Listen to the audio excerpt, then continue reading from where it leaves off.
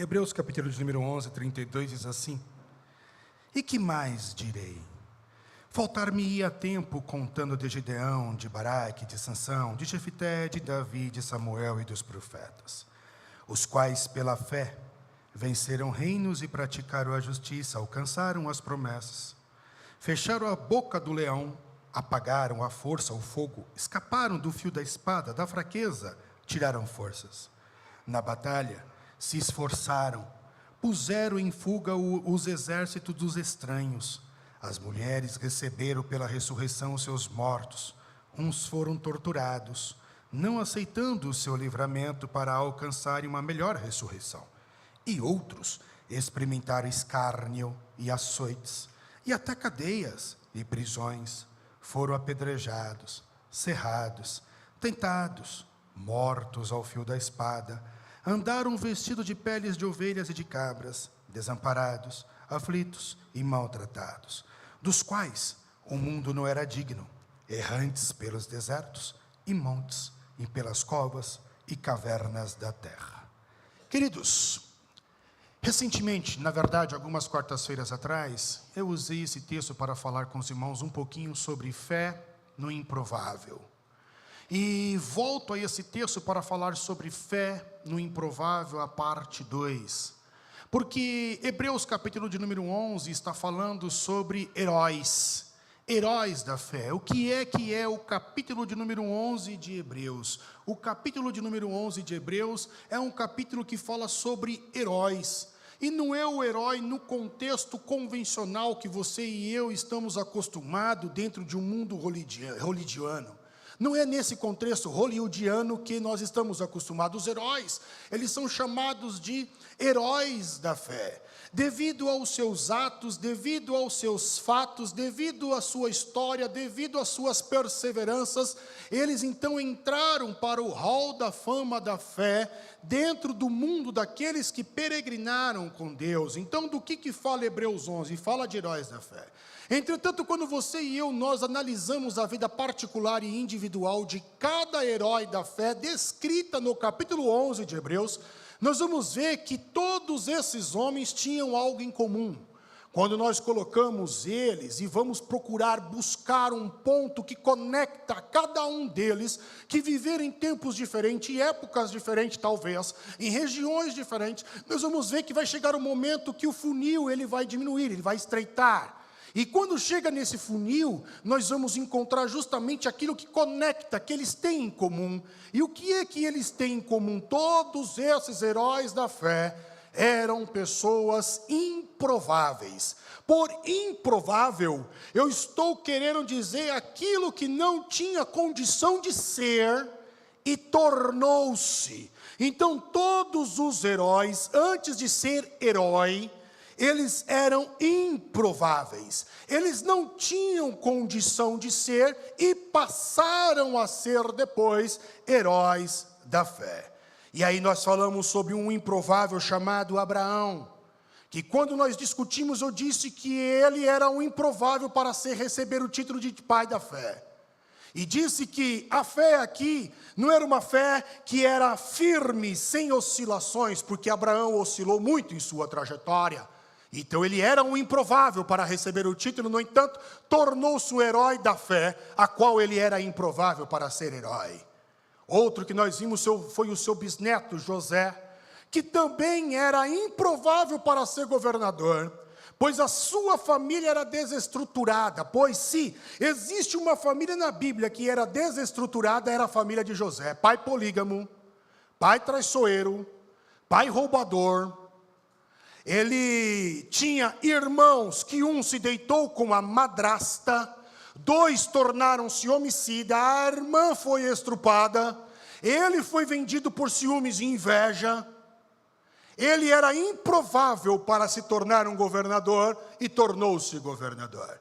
Pois falamos sobre Jefté, e Jefté foi um dos juízes de Israel, mas antes de ser juiz de Israel, Jefté ele era filho bastardo de um determinado judeu. E ele é expulso por seus irmãos por ser bastardo, um filho fora do casamento, o pai adulterou, filho bastardo. E depois que ele é expulso, ele anda com pessoas de má índole e dá a entender que ele torna-se um mercenário em Israel, outro improvável.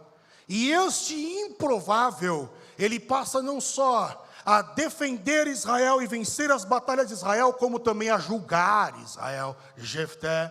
Por último, nós falamos sobre Jesus. E quando eu falei de Jesus, eu falei que Jesus também era improvável para ser Messias. E quando eu falo sobre Jesus ser o improvável para ser o Messias, eu não estou analisando pela ótica de um cristão, nós analisamos pela ótica do judeu que vivia na época dele. Então, se todos nós aqui fôssemos judeus que viveu na época que Cristo estava encarnado no seu ministério terreno, e olhássemos para o Jesus, Jesus não tinha perfil de Messias, era outro improvável que era o Messias encarnado. E quando nós olhamos para esse Deus maravilhoso que revela a sua palavra, nós vamos ver que esse Deus, um dos seus mistérios é usar homem. Se você perguntasse para mim, pastor Rodrigo, por que é que Deus usa homem, sendo que ele tem todo o poder? Eu vou te dizer que não sei. Eu não sei o motivo pela qual Deus usa homens, mesmo não precisando.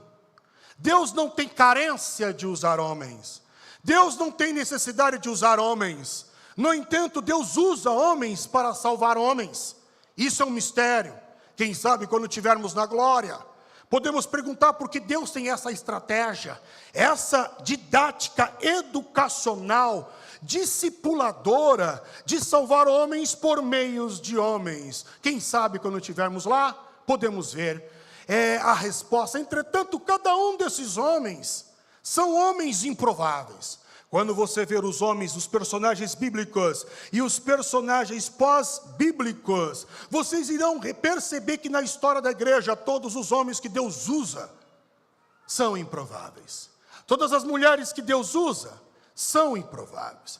E quando nós falamos de superação, parece que o evangelho é meio estoico, ou parece que o evangelho é meio coach. E aqui então eu abro um parênteses para você, e digo para você que o evangelho não é estoicismo, e o evangelho também ele não é coach. Por estoicismo, eu estou falando de uma filosofia fundada por Zenão, filósofo Zenão. Ele cria as bases do estoicismo, e os filósofos que vêm depois de Zenão vão criar toda a estrutura do estoicismo. O maior difusor, aquele que mais propagou a filosofia estoica foi Marco Aurélio, imperador romano. E quando eu leio a filosofia estoica, eu me identifico com ela. Porque eu gosto da filosofia, amo a filosofia. E de todas as ramificações, eu aprecio a filosofia estoica. Essa filosofia estoica, ela está baseada, por exemplo, na ética. Eles são muito éticos. Está baseada na imperturbabilidade, ou seja, você se tornar uma rocha e você não se abalar com nada do que acontece no mundo externo.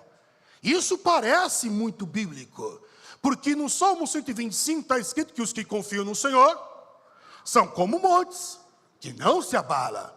Então o estoicismo tem uma certa similaridade com o cristianismo, com a doutrina bíblica. Entretanto, o estoicismo, ele não é, em nenhum momento, o evangelho. Não é doutrina bíblica. O estoicismo fala da extirpação dos prazeres e fala da aceitação do destino. No mundo estoico, o centro, a potência e tudo aquilo que você precisa para se tornar o que você quiser ser, está dentro de você. Você não precisa de nenhum fator fora e de ninguém aqui fora para que você possa ser o que você quiser ser. A fonte é você. A fonte da superação é você. A fonte da esperança é você. A fonte da fé é você. No estoicismo, praticamente o homem torna-se um Deus. No Evangelho, nós também podemos todas as coisas. A diferença do Evangelho para o estoicismo nesse sentido é que nós podemos todas as coisas naquele que nos fortalece. A fonte não é o homem. A fonte não sou eu mesmo. Eu não tenho controle sobre a minha vida. Eu não posso adiar a minha morte. Eu não posso prorrogar a minha morte. Eu não posso estender um palmo na minha vida, no curso da minha vida. Eu não sei nem quantos cabelos eu tenho, quantos já caiu, quantos irão cair, os que estão brancos e os que não são. Eu não tenho controle para isso. E se você pensou que o pastor não tem cabelo, você está enganado, porque eu tenho. Eu sou careca por opção, não por problema. Eu tenho cabelo. Então eu não sou o centro. Quando falamos do estoicismo, o estoico, ele aceita o destino. No Evangelho, Cristo muda o meu destino. Porque no estoicismo você aceita o destino, não importa qual for a desgraça que vier e tudo que vier para a tua vida. Já no Evangelho, quando você entrega a sua vida a Cristo Redentor, Ele tira o inferno da tua vida, Ele tira o pecado da tua vida. Agora você não passa mais a eternidade longe de Deus, mas você vai passar nos braços do Pai, a começar de agora. Então o Evangelho não é estoico. Quando falamos de superação, em nosso mundo atual existe uma tendência e uma moda chamada coach. E desde já digo que não há nenhum problema. Acredito que tanto o mundo estoico quanto também o coach tem sua valia. O coach usa métodos para extrair de você potencial que nem você mesmo conhece. São métodos, é técnica. Inclusive, os atuais coaches estão, os chamados treinadores, estão usando inclusive textos bíblicos em suas palestras. Mas te digo que o contrário também é verdadeiro. Tem muito pastor que está deixando a sã doutrina, a Bíblia, a palavra de Deus, e só prega sermão coach. Do início ao fim, a mensagem é coach. E é muito simples você identificar. É muito simples você identificar. Quando está exaltando muito palestrante ou muito público, é coach. É estoico. Quando exalta muito palestrante e muito você, coloca o palestrante num pedestal, causa dos seus exemplos, e coloca você também num pedestal, é coach, é estoico. Não é o Evangelho. O Evangelho vai falar para a gente perdoar. O Evangelho vai falar para você chegar ao lugar mais alto, que é os pés do Cristo na cruz. O Evangelho vai falar do sangue de Jesus vertido na cruz. O Evangelho vai falar que você tem que se submeter à potente mão de Deus. O Evangelho vai falar que nós temos que nos humilhar, nós temos que nos arrepender. Nós temos que nos arrepender não só dos nossos pecados, mas também dos problemas que temos com o nosso irmão. É sobre isso que o Evangelho vai falar. Então, o Evangelho ele não é coach, o Evangelho não é estoico. E temo que o Evangelho coach está muito perto de nós. Muito perto de nós. E me refiro à instituição, me refiro à Lagoinha, muito perto de nós, o Evangelho coach. Então, quando começar a exaltar o homem, o palestrante, tirei de dentro de você, não, irmão, tudo vem de Deus, e se Deus quiser dar, amém. E se Deus não quiser dar, também amém. Como disse Jó, Deus deu, e Deus tirou, louvado seja o nome do Senhor. Acabou, não tem esse negócio de não aceita.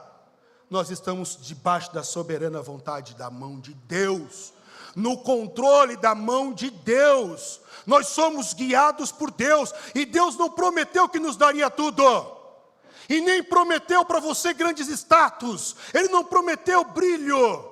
A estrela que tem que brilhar é Ele. O que Ele promete é que Ele está conosco, independente da situação.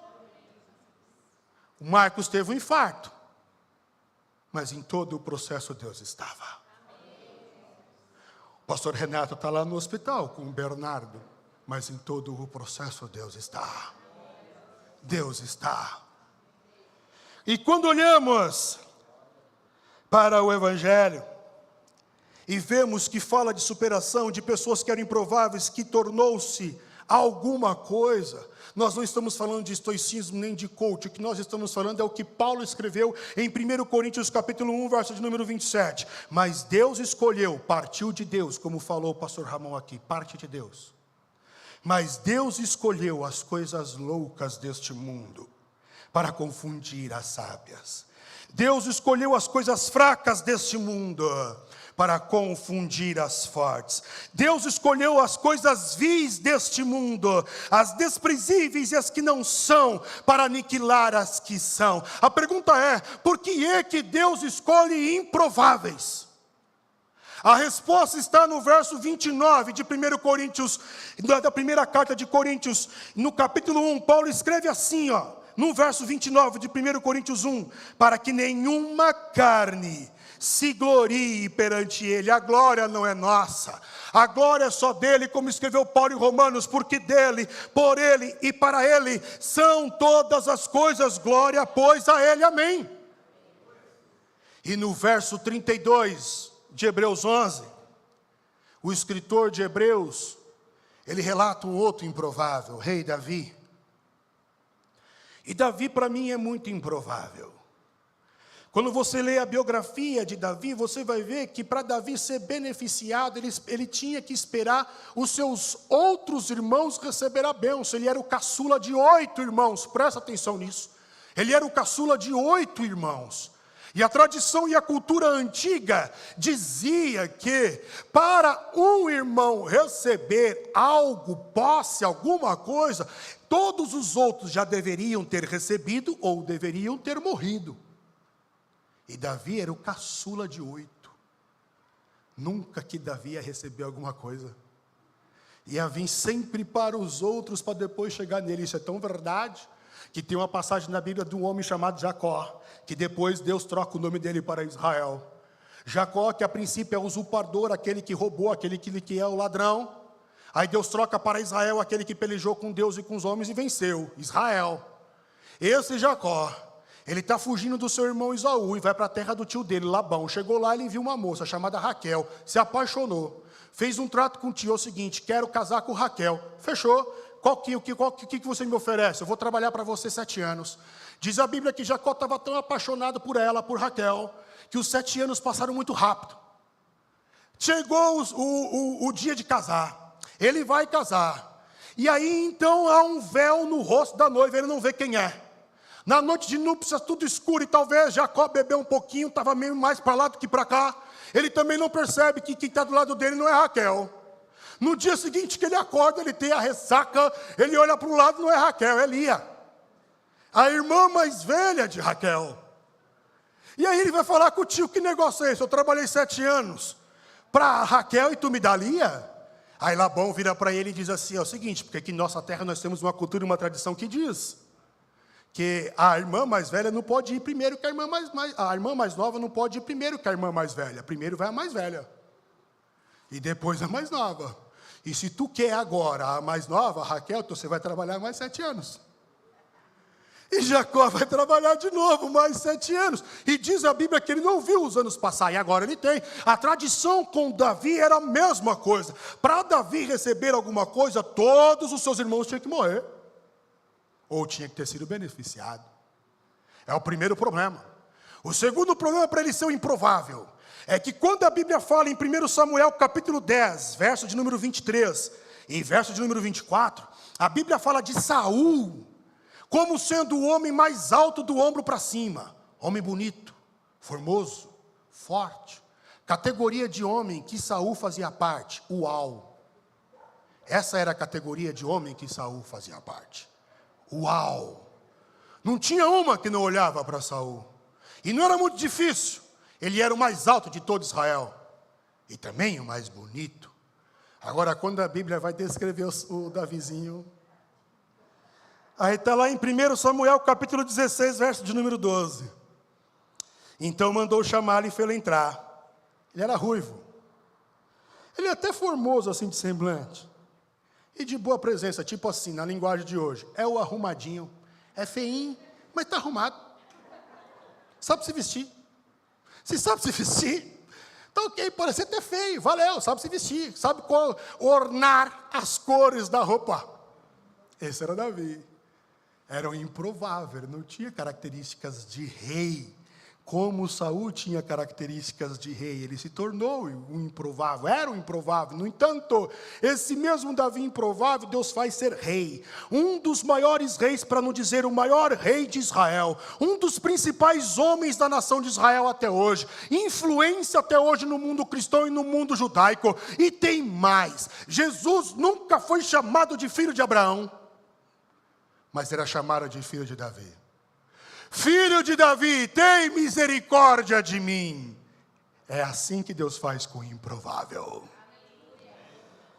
Esse Davi, eu tenho 2 minutos. Esse Davi, acho que eu vou tirar o louvor do culto. Tirar o louvor, oração, vamos para a palavra. Estou brincando, irmão. Tudo que acontece aqui dentro é palavra. A oração é a palavra, o louvor é a palavra, tudo o que acontece aqui dentro é a palavra. Porque às vezes o que eu estou falando não tocou você, mas o louvor tocou, então é a palavra de Deus. É a palavra de Deus. Esse Davi, ele tinha guerreiros, que também eram homens improváveis. Quem descreve isso também é o escritor de Samuel, em 1 Samuel, capítulo de número 22, verso de número 1 e verso de número 2. Diz assim: Então Davi se retirou dali e se escapou para a caverna de Adulão. E ouviram-no seus irmãos e toda a casa de seu pai. E desceram ali para ele. E ajuntou-se ele todo homem que se achava em aperto. E todo homem endividado. Dá uma olhada. Homem aperto. Você se identifica? Homem endividado. E todo homem de espírito desgostoso, ou seja, aquele que não quer mais viver. Não quer mais viver. E ele se fez, ele quem? Davi. Davi se fez chefe dessa turma boa aí. Homem endividado, homem que não quer mais viver. Homem desgostoso. E era com ele cerca de uns 400 homens. Improváveis. Que quando você continua lendo a trajetória, você vai ver que eles se tornam os valentes de Davi. Descrito em Reis e descrito em Crônicas. E em Crônicas, capítulo de número 11, de 1 Crônicas, verso de número 10 em diante, nós vamos ter os feitos desses antigos improváveis, que agora são chamados de valentes de Davi. Verso de número 11 do capítulo 11 de 1 Crônicas, diz que um desses homens matou 300 com uma lança. O outro, Davi, no verso de número 17, tem sede. É como você e eu assim, eu queria tomar um café naquela taça da Copenhague que eu tomei aquele dia. A gente tem esses anseios, esses desejos. E Davi teve um desejo no verso 17 de 1 Crônicas 11. Davi queria beber água de Belém. E Davi manifesta, quem me dera beber a água pura que tem lá em Belém. E esses improváveis ouviram Davi falar isso e foram lá. Problema, lá em Belém estava tomada por filisteus. Eles foram, os filisteus não viram, pegaram a água de Belém e trouxeram para Davi. Outro, no verso de número 22, está escrito que ele matou 2 leões fortes. E nos versos seguintes, você vai ver que um outro guerreiro de Davi, outro valente, antigo e improvável, ele luta com um egípcio de 5 côvados. 5 côvados, quando nós convertemos, esse egípcio tinha cerca de 2,25 metros. Para a estatura dos homens, na época ele era gigante, porque os judeus tinham no máximo 1,70 metros. Lutando contra 2,25, foi um feito. E venceu. Mas de todas as características dos antigos improváveis, a que eu mais gosto, está em 1 Crônicas, capítulo de número 12, verso de número 8, que diz assim: dos gaditas se passaram para Davi ao lugar forte no deserto, homens valentes, adestrados para a guerra, que sabiam manejar escudo e lança. Agora presta atenção nisso. Seus rostos eram como de leões. Não era rosto de sofrimento. Não era rosto de derrota. Não era rosto de ora por mim. Não era rosto de fraqueza. Eles eram improváveis. E aí quando você olha para o Davi, Davi é um arquétipo do Cristo. Porque assim como Davi entrou na caverna de Adulão, Jesus tem a igreja. Pessoas endividadas. E quando eu falo de endividado, eu não estou falando só de finanças. Endividado com o irmão, porque não deu perdão ainda, por exemplo, é uma dívida. É uma dívida, ressentimento, amargura, dívida. Pessoas endividadas, pessoas desgostosas dentro da igreja que não querem mais viver. Tem muita diferença da caverna de Adulão, não. E Jesus chega para ser o rei desse povo. E quando você vai para Apocalipse, está escrito: quem é que pode desatar os 7 selos? Ah, tem um aqui, o leão da tribo de Judá. Logo, se eu sou discípulo do leão, supõe-se que eu tenha que ser um leãozinho. E leãozinho não mia. Como o meme do gatinho que está por aí. Leão ruge. Leão assume postura. É valente. Ele não desiste. Ele luta. Então, eu só posso orar. Ainda tinha mais um negocinho aqui, mas deixa para a próxima, para a parte 3, o retorno. Ou o final. Quando falarmos sobre fé no Improvável 3. Então eu oro para que você continue sendo improvável. Eu gosto da frase que diz: esteja sempre verde, porque no dia que você amadurecer, você vai apodrecer. Então o cristão tem que sempre estar verde, porque no dia que ele achar que ele é maduro, que ele já sabe tudo, ele começa a estragar, a apodrecer. Então esteja sempre verde, para que a glória seja sempre de Deus. Nunca se esqueça, você é um vaso de barro. O tesouro é de Deus e está dentro de você, mas você é de barro. Continue como improvável. Aprofunde o teu ministério e deixa que Deus o alargue. Não se preocupe com nada. Busque o Senhor. Se entregue ao Senhor. Leia a palavra de Deus. Medite na palavra de Deus. Tenha comunhão com Deus. Tenha intimidade com Deus. E deixa que Deus alargue o teu ministério. Que Deus os abençoe.